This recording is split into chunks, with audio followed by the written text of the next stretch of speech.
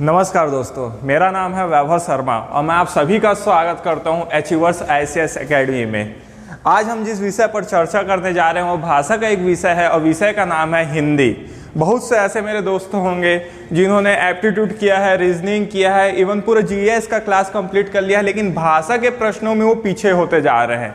तो आज क्यों ना हम हिंदी पर चर्चा करें और इस पर ध्यान दें कि प्रश्न कहाँ से आ रहे हैं, किस टॉपिक से कैसे क्वेश्चंस बन रहे हैं, तो उस पर आज चर्चा करेंगे हम हिंदी भाषा के पहले क्लास में।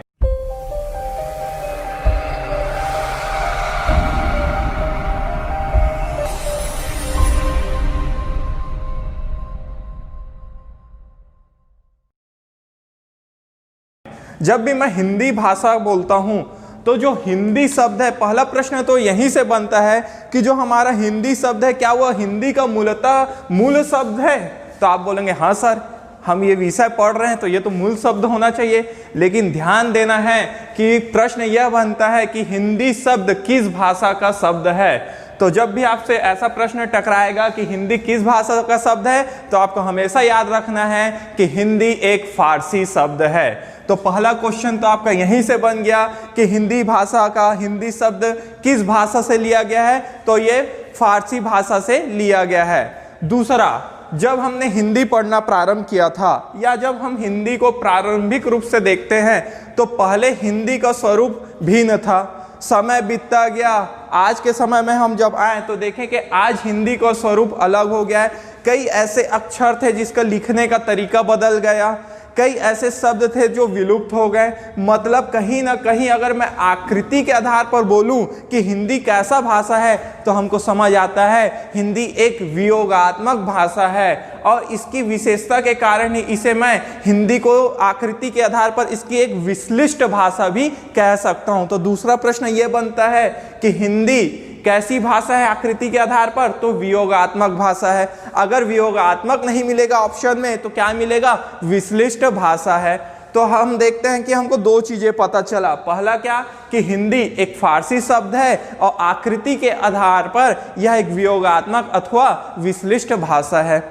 अगर मैं चर्चा करूं कुछ और हिंदी के बारे में, तो हमको पता होना चाहिए कि पूरे विश्व में लगभग 3000 भाषाएं बोली जाती है और 3000 भाषाओं में कई भाषाएं ऐसे लगती है जिनमें गुण धर्म समान होते हैं या बहुत सी समानता पाई जाती है, तो उनको हम विभिन्न भाषा परिवारों में रख देते हैं। इस प्रकार मैं यदि बोलूं कि 3000 भाषाओं को कितने भाषा परिवारों में बांटा गया है, तो 12 भाषा परिवारों में बांटा गया। अर्थात अगर मैं बोलूं कि पूरे विश्व में कितने भाषा परिवार हैं, तो 12 भाषा परिवार है। और मैं भारत के संदर्भ में यदि बात करूं तो भारत में कितने भाषा परिवार पाए जाते हैं, तो हमेशा याद रखिएगा भारत में 4 भाषा परिवार पाए जाते हैं। तो मैं पहला चीज बात करूंगा भाषा परिवार की। तो भारत में कितने भाषा परिवार, 4 भाषा परिवार पाए जाते हैं। प्रश्न यह भी उठता है कि भारत में पाया जाने वाला सबसे बड़ा भाषा परिवार कौन सा है। एक प्रश्न यह भी उठेगा कि भारत में पाया जाने वाला सबसे छोटा भाषा परिवार कौन है। तो आइए इस पर चर्चा करते हैं। मैं क्रम से बताता हूं कि भारत में कौन कौन से भाषा परिवार पाए जाते हैं और कितने प्रतिशत में पाए जाते हैं। तो जब भी मैं बोलूंगा पहला भाषा परिवार कौन सा है, तो आपको याद होना चाहिए भारोपी भाषा परिवार। अगर मैं बोलूं दूसरा भाषा परिवार कौन सा है, तो आपको याद होना चाहिए द्रविड़ भाषा परिवार।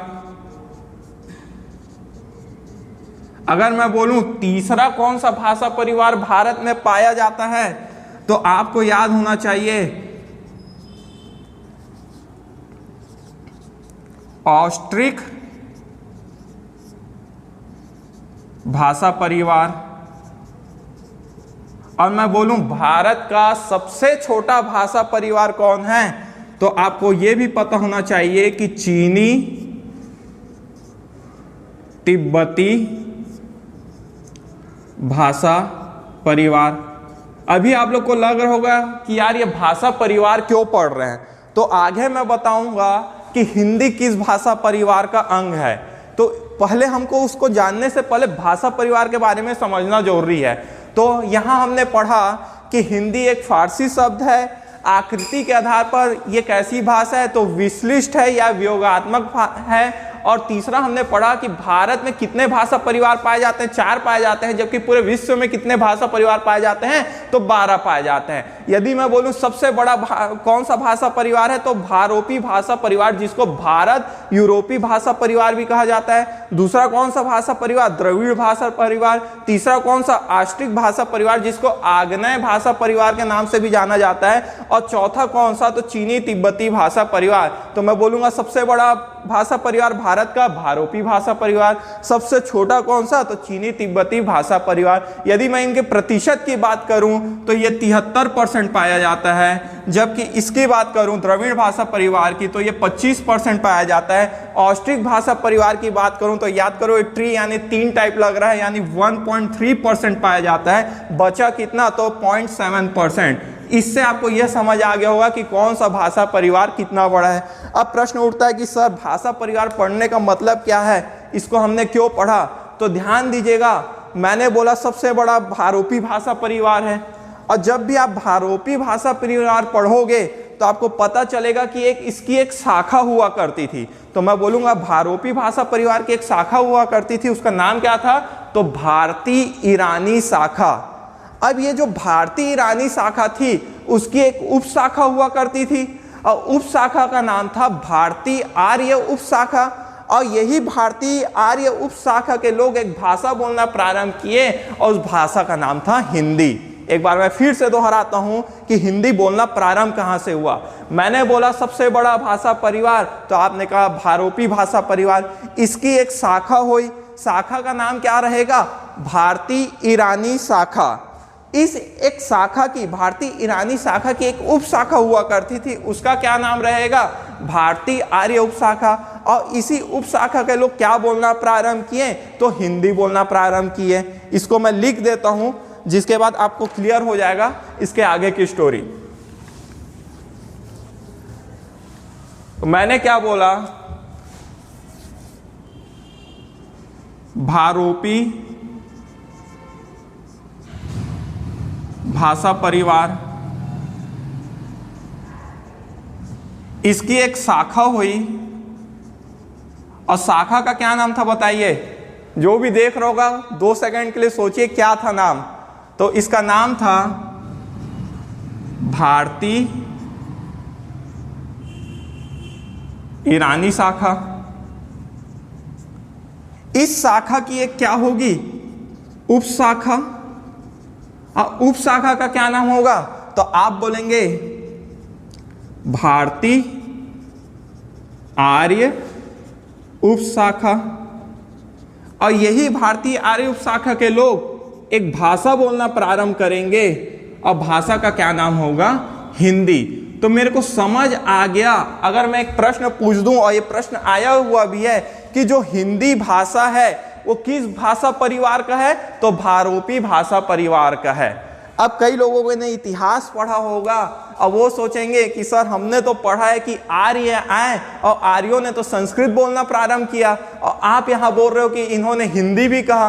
तो मैं क्या करता हूँ, आर्यों के भाषा को 3 कालखंडों में विभाजित करूंगा, जिससे आपको यह समझ आ जाएगा कि आर्य संस्कृत बोले, उसके बाद संस्कृत के बाद कौन से भाषा का उपयोग है, उसके बाद कौन से भाषा का उपयोग है, और हिंदी कब आया। तो इसको हमको समझने के लिए हमको भारतीय आर्य भाषा को समझना होगा। और जब भी मैं भारतीय आर्य भाषा बोलूंगा, भारतीय आर्य भाषा, तो इसको हम लोगों ने 3 कालखंडों में बांट लिया। कितने कालखंडों में, 3 कालखंडों में बांटा। पहला, इसको समझिए, इसको आप समझ जाओगे तो आपको समझ आ जाएगा कि हिंदी का विकास क्रम क्या है, किस किस भाषा से होकर हम हिंदी तक पहुंचे हैं। तो मैंने भारतीय आर्य भाषा को कितने कालखंडों में बांटा, 3 कालखंडों में। जो पहला है मेरा प्राचीन भारतीय आर्य भाषा, जो दूसरा है मध्यकालीन भारतीय आर्य भाषा, और जो तीसरा है आधुनिक कालीन आर्य भाषा। एक बार फिर से रिवाइज करते हैं, इसके बाद मैं आगे बढ़ूंगा कि जब भी हमने हिंदी पढ़ना प्रारंभ किया तो पहला प्रश्न बनता है कि हिंदी किस भाषा का शब्द है, तो यह एक फारसी शब्द है। दूसरा प्रश्न यह बनता है कि आकृति के आधार पर हिंदी कैसी भाषा है, तो यह एक विश्लिष्ट और वियोगात्मक भाषा है। तीसरा हमने क्या पढ़ा कि जो हिंदी है वो किस भाषा परिवार का हिस्सा है, तो भारोपी भाषा परिवार का हिस्सा है। और जब कभी भी मैं भारोपी बोलूंगा तो हमको समझ आना चाहिए कि भारोपी भाषा परिवार भारत का सबसे बड़ा भाषा परिवार है। मैं बोलूंगा सबसे छोटा भाषा परिवार तो चीनी तिब्बती भाषा परिवार है। और हमको पता चला भारोपी भाषा परिवार में कि इसकी एक शाखा हुआ करती थी, शाखा का नाम था भारतीय ईरानी शाखा। अब उसका एक उप शाखा हुआ जिसको मैं क्या बोला, भारतीय आर्य उप शाखा, और यही लोग हमको क्या बोलना प्रारंभ किए, हिंदी बोलना प्रारंभ किए। तो जब भी मैं बोलूंगा कि ये लोग हिंदी बोले तो आप क्या बोलोगे कि सर हमने तो पढ़ा था कि जब भी आर्य आए थे संस्कृत बोलते थे, तो इसलिए मैंने आर्यों की भाषा को 3 कालखंडों में विभाजित किया, प्राचीन भारतीय आर्य भाषा, मध्यकालीन भारतीय आर्य भाषा और आधुनिक कालीन भारतीय आर्य भाषा। जब भी मैं प्राचीन भारतीय आर्य भाषा में जाऊंगा तो ये 2 भागों में आपको विभक्त मिलेगा। पहला वैदिक संस्कृत, पहला मिलेगा वैदिक संस्कृत और दूसरा मिलेगा लौकिक संस्कृत। मतलब इससे मेरा स्पष्ट होता है कि जो आर्य आए सबसे पहले कैसी संस्कृत बोले, वैदिक संस्कृत, वेदों की संस्कृत, भगवान की संस्कृत, देवताओं की संस्कृत बोले। उसके बाद इस संस्कृत को सरल किया गया लोगों के लिए ताकि लोगों को समझ में आए, इसीलिए जो दूसरा स्वरूप था संस्कृत को वो कहलाया लौकिक संस्कृत। तो जब भी कभी हम प्राचीन भारतीय आर्य भाषा पढ़ेंगे तो पहला कौन सा मिलेगा, वैदिक संस्कृत। और अगर आपसे बोला जाए कि इसका समय क्या था, तो समय था 1500 ईसा पूर्व से 1000 ईसा पूर्व तक। उसके बाद जैसे ही हम लोग लौकिक संस्कृत में आए तो लौकिक संस्कृत का समय हुआ 1000 ईसा पूर्व से 500 ईसा पूर्व तक। जैसे ही हम प्राचीन भारतीय आर्य भाषा में 2 चीजों का अध्ययन किए, पहला क्या, वैदिक संस्कृत, कब से कब तक, 1500 ईसा पूर्व से 1000 ईसा पूर्व तक। जैसे ही 1000 ईसा पूर्व के बाद हम लोग आते हैं, हमको लौकिक संस्कृत मिलता है, कब से कब तक, 1000 ईस्वी से 500 ईस्वी तक। इसके बाद आता है मध्यकालीन भारतीय आर्य भाषा की मध्यकाल में जो हमारे आर्य लोग थे उन्होंने क्या बोलना प्रारंभ किया। तो इसको हम 3 भागों में बांटेंगे। पहला है पाली भाषा, दूसरा है प्राकृत भाषा,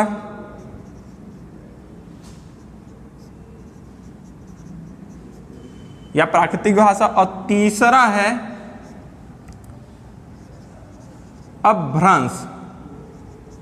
तो एक बार फिर देखिए, मैंने भारतीय आर्य भाषा को 3 कालखंडों में बांटा। पहला प्राचीन भारतीय आर्य भाषा, दूसरा मध्यकालीन भारतीय आर्य भाषा, तीसरा आधुनिक कालीन भारतीय आर्य भाषा। जब भी मैं प्राचीन भारतीय आर्य भाषा के बारे में पढ़ूंगा तो मेरे को 2 प्रकार के भाषा मिलेंगे, वैदिक संस्कृत और लौकिक संस्कृत। वैदिक संस्कृत का समय कब से कब तक, 1500 ईसा पूर्व से 1000 ईसा पूर्व तक। लौकिक संस्कृत कब से कब तक, 1000 ईसा पूर्व से लेकर 500 ईसा पूर्व तक। इसके बाद मैं मध्यकालीन भारतीय आर्य भाषा में आऊंगा तो सबसे पहले मेरे को मिलेगा पाली भाषा।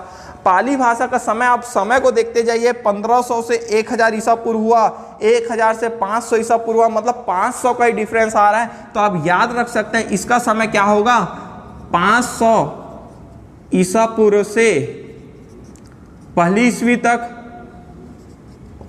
ये हो गया आपका। तो मैं बोलूंगा पाली भाषा का प्रयोग कब से कब तक, 500 ईसा पूर्व से पहली ईस्वी तक। और इसमें एक पॉइंट याद रखिएगा, किसने उपदेश दिया था, तो आपको याद होना चाहिए इसमें गौतम बुद्ध ने उपदेश दिया। साथ ही साथ इसके बारे में एक प्रश्न और पूछा जाता है पाली भाषा के संदर्भ में कि भारत की प्रथम देशज भाषा भी किसे कहते हैं, तो पाली भाषा को कहते हैं। तो और क्या मिल गया इसमें एक पॉइंट, पहली देशज भाषा। तो हमको पता चला कि जब भी हम मध्यकालीन भारतीय आर्य भाषा पढ़ेंगे तो हमको 3 प्रकार की भाषा मिलेगी, पाली भाषा, प्राकृत भाषा, अपभ्रंश। पाली भाषा का समय मैं बोलूंगा तो 500 ईसा पूर्व से पहली ईस्वी। इसमें किसने उद्देश्य दिया था, तो गौतम बुद्ध ने प्राय इसमें उद्देश्य दिया था। और ये कैसी भाषा है, तो हमारे देश की प्रथम देशज भाषा है। जब भी मैं पाली भाषा के बाद आगे बढ़ता हूं तो इस भाषा को और लोगों के समक्ष सरल करके प्रस्तुत किया गया और नाम कहलाया प्राकृत भाषा। अब ये पहली सदी से लेकर कब तक चलेगा भैया, कितने का डिफरेंस है सब में, 500 का है, तो जाहिर से बात है 500 ईस्वी तक चलेगा। इसमें आप ही बताइए, प्राकृत भाषा में मैं बोल दूं किसने उपदेश दिया, कोई, महावीर स्वामी जी ने।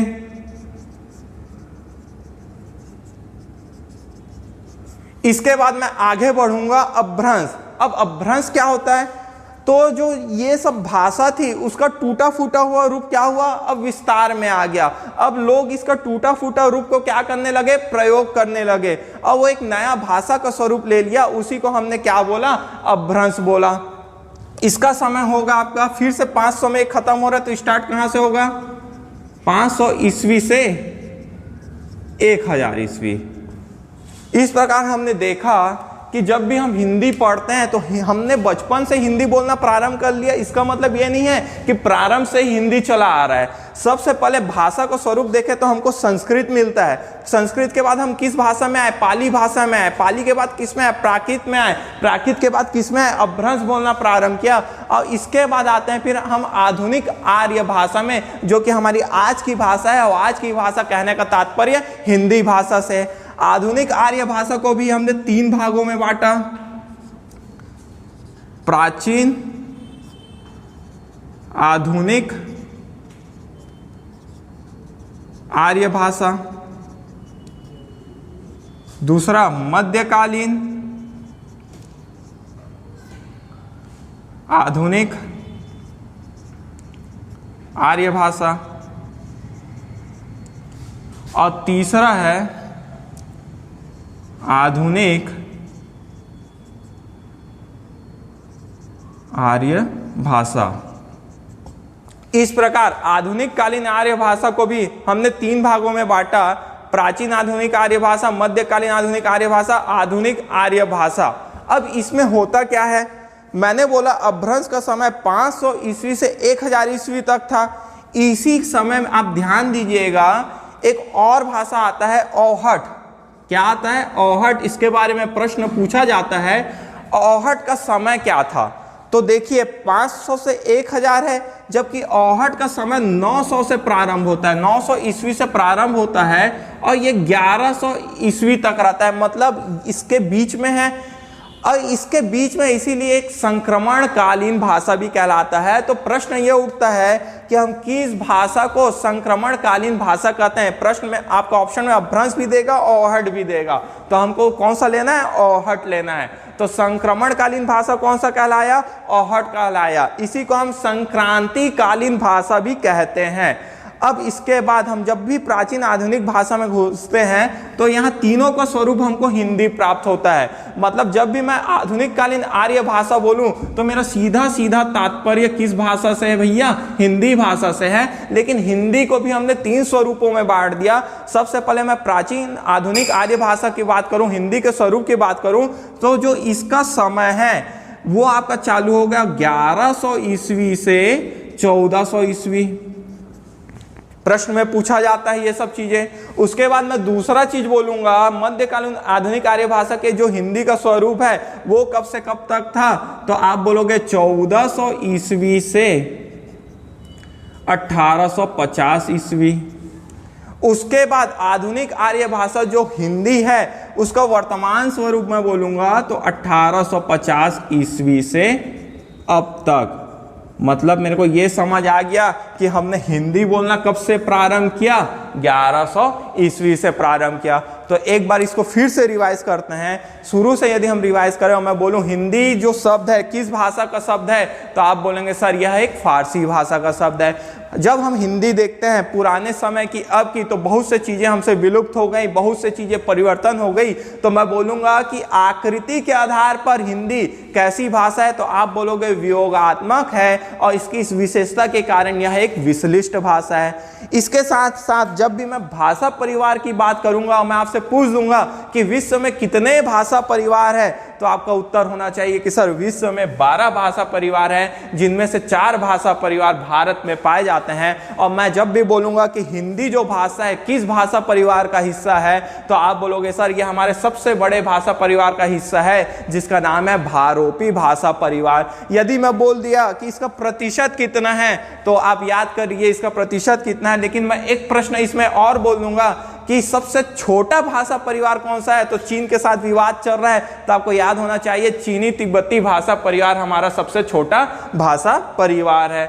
भाषा परिवार जब भी मैं पढ़ा तो मैं फोकस किया सबसे बड़े भाषा परिवार के ऊपर, भारोपी भाषा परिवार के ऊपर। तो मेरे को पता चला इसकी एक शाखा हुआ करती थी, और शाखा का नाम था भारतीय ईरानी शाखा। इस भारतीय ईरानी शाखा की एक उप शाखा हुआ करती थी, और उस उप शाखा का नाम था भारतीय आर्य उप शाखा। और यही भारतीय उप शाखा, भारतीय आर्य उप शाखा के लोग एक भाषा बोलना प्रारंभ किए थे, भाषा का नाम था हिंदी। तो आपके मन में फिर प्रश्न आ गया, सर हमने तो इतिहास में पढ़ा कि जो हमारे आर्य थे वो संस्कृत बोलते थे। तो मैंने भी कहा हाँ संस्कृत बोलते थे, लेकिन मैं जो आर्यों की भाषा है अगर उसको विस्तृत वर्णन करूं तो उसको 3 कालखंडों में हमने बांटा। जब वो प्रारंभ में आए, प्राचीन भारतीय आर्य भाषा की मैं बात करूं, मतलब आर्य जब प्रारंभ में आए तो वो संस्कृत ही बोले। संस्कृत बोले तो संस्कृत कितने प्रकार की, 2 प्रकार की, एक वेदों की संस्कृत, एक लोगों की संस्कृत। वेदों की संस्कृत अर्थात वैदिक संस्कृत कहलाई। और वैदिक संस्कृत कब से कब तक, 1500 ईसा पूर्व से 1000 ईसा पूर्व तक उन्होंने कहा। उसके बाद मैंने बोला कि वैदिक संस्कृत को सरलीकरण कर, लोगों के लिए प्रस्तुत कर, इसको जब सरलीकरण किया गया, उसके बाद कौन से संस्कृत स्वरूप में आई, तो हमारा उत्तर होगा लौकिक संस्कृत। कब से कब तक बोला गया, 1000 ईसा पूर्व से 500 ईसा पूर्व तक। अब ये संस्कृत के बाद जब मैं मध्यकालीन भारतीय आर्य भाषा का मैं विभाजन करता हूं तो 3 भागों में करता हूं। पहला पाली भाषा, दूसरा प्राकृत भाषा, तीसरा अपभ्रंश। जब भी मैं पाली भाषा की बात करता हूं तो इसका समय क्या था, 500 ईसा पूर्व से 1000 ईस्वी तक। इसमें किसने उपदेश दिया, गौतम बुद्ध ने उपदेश दिया। और हमारे अगर मैं बोलूं कि हमारी पहली देशज भाषा कौन सी कहलाती है, तो पाली भाषा पहली देशज भाषा कहलाती है। उसके बाद प्राकृत भाषा, इसका समय क्या था, पहली ईस्वी से 500 ईस्वी तक। उसके बाद आता है अपभ्रंश।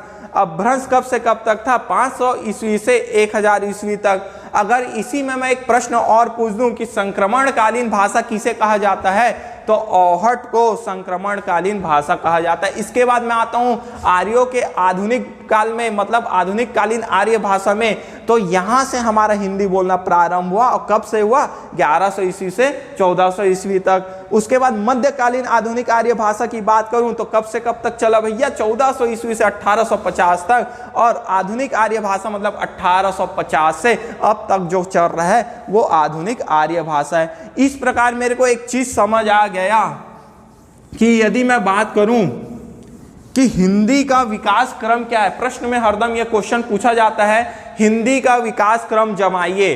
तो हिंदी का विकास क्रम आप रटते हैं, लेकिन अब रटना नहीं पड़ेगा। देखिए पहला क्या हुआ, वैदिक संस्कृत और लौकिक संस्कृत। अगर एग्जाम में इसको डायरेक्ट लिख देता है संस्कृत, सही क्रम बताना है कि हिंदी के विकास का सही क्रम क्या है, तो वैदिक संस्कृत, लौकिक संस्कृत, या दोनों को जोड़ के क्या लिख देगा, खाली संस्कृत। संस्कृत के बाद कौन सा भाषा बना था, तो आप बोलोगे आंख बंद करके सर पाली भाषा बना था। इसको रटते हैं आदमी लोग, लेकिन हमको समझना है।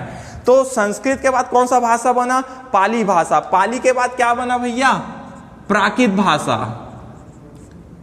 ये हिंदी के विकास का क्रम है। और इसके बाद प्राकृत के बाद क्या बनेगा, अपभ्रंश। क्या बनेगा, अपभ्रंश। और इसके बाद आपका कौन सा बनेगा, हिंदी। तो मैं बोलूंगा हिंदी के विकास का सही क्रम लिखिए, तो हरदम याद रखिएगा संस्कृत। संस्कृत में भी अगर और आपको डीप दे दिया तो क्या दे देगा, वैदिक संस्कृत और लौकिक संस्कृत। उसके बाद कौन सा भाषा बनेगा, पाली भाषा। उसके बाद कौन सा बनेगा, प्राकृत भाषा। अब प्राकृत के बाद कौन सा बनेगा, अपभ्रंश। अपभ्रंश के ही नीचे औहट आता है। औहट आपको ऑप्शन में प्राय जितने भी एग्जाम हुए उसमें नहीं दिया गया है, हरदम अपभ्रंश के बाद ही हिंदी दिया गया है। तो यह हो गया आपके हिंदी का क्या विकास क्रम, कि हम किस किस भाषा के बाद हिंदी में पहुंचे। लेकिन एक प्रश्न और बनता है कि हिंदी भाषा की आदि जननी कौन है। तो आपको समझ ही आ रहा होगा कि जितने भी भाषा हैं वो सबके आदि जननी हम किसको मानेंगे, संस्कृत। तो प्रश्न दो प्रकार से बनता है कि हिंदी का विकास किस भाषा से हुआ, तो हरदम याद रखिएगा अपभ्रंश से हुआ। लेकिन मैं बोलूंगा हिंदी भाषा की आदि जननी कौन सी है, तो याद रखिएगा संस्कृत है। तो दोस्तों उम्मीद करता हूँ हिंदी का वीडियो आप लोग को पसंद आया होगा। अपना प्यार इसी तरह बनाए रखिए और ज़्यादा से ज़्यादा चैनल को लाइक कीजिए, सब्सक्राइब कीजिए और अपने दोस्तों के साथ शेयर कीजिए। धन्यवाद।